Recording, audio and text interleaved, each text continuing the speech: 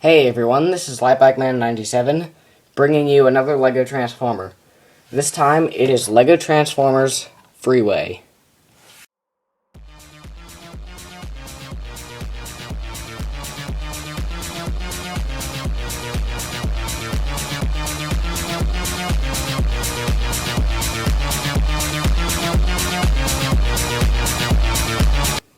Freeway is a custom Transformer that I built.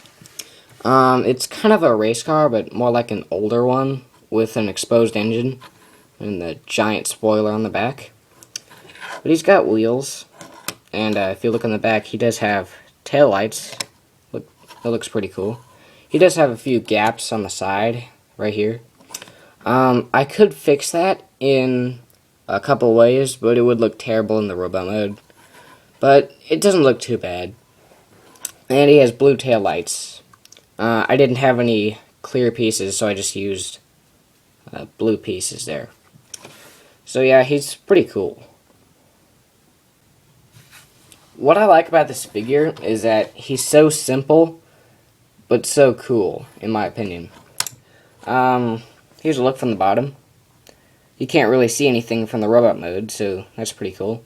I mean, you can kind of see the head in there, but really nothing else. I mean, there are these hinges holding the spoiler in place. But other than that, he's pretty cool. So, let's get to transformation. Freeway's transformation is pretty cool, actually, so let's get started. You do have to take off the spoiler, and it will do something in the robot mode, so let's just set that aside. And you could actually leave him like this, because he looks pretty cool, even without the spoiler. But I don't like my Transformers with pieces separate from them, so I keep him with the spoiler. I might find a way to update that in the future, but for now, that's how he is. So, you take this section, and you bring it down, like that. Then you take the wheels, and you rotate them. And this piece that I'm rotating right now is separate from this piece. So, yeah, just so you're not confused. And then you straighten this out, and you do the same thing on the other side. And there are his legs. Now we come to the top, and I'll have to adjust the tripod really fast. Hang on. Alright, now we take the front of the car, and we split that. And his head's over here, we just rotate that forward, like that. Now we take the headlight, and it's separate from this piece. We just rotate that around. And then we can bring the arm down. Do the same thing on the other side. Just rotate that around. Bring this down. And now you want to take the front tire and rotate them. So you can rotate the hands. And you can bring the arms down. Do the same thing on the other arm. And once you've got that done, here he is in robot mode. Now, it is a bit tricky to get him to stand sometimes, but once you get him standing, he looks pretty cool.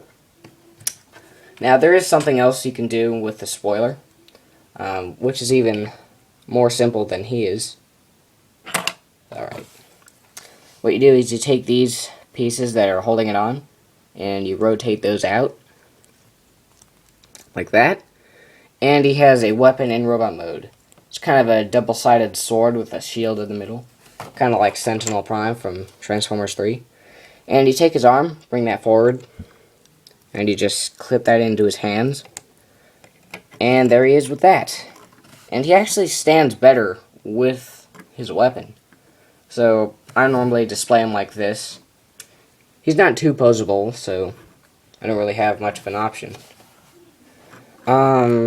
But the articulation he does have, he has forward and back at the legs, and a knee bend, as well as a waist bend, and the head goes up and down, so no real rotations in this centerpiece.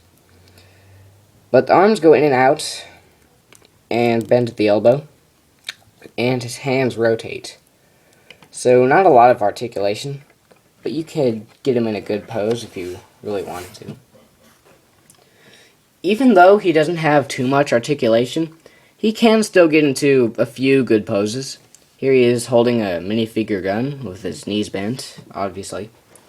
That's another thing I like about this guy, is he has hands. Not a lot of my Transformers have hands, but the ones that do, I really take advantage of that and try to make them hold as many things as they can, like mostly minifigure weapons. So that's a pretty cool feature that he has hands.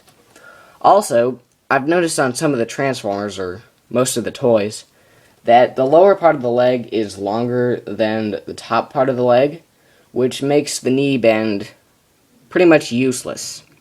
This guy has an even lower and upper part of the leg, which allows him to get knee poses like this one.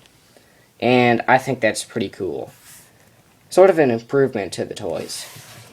Anyway, I hope you enjoyed this video. Please comment or subscribe. And this is Lightbikeman97. See you next time.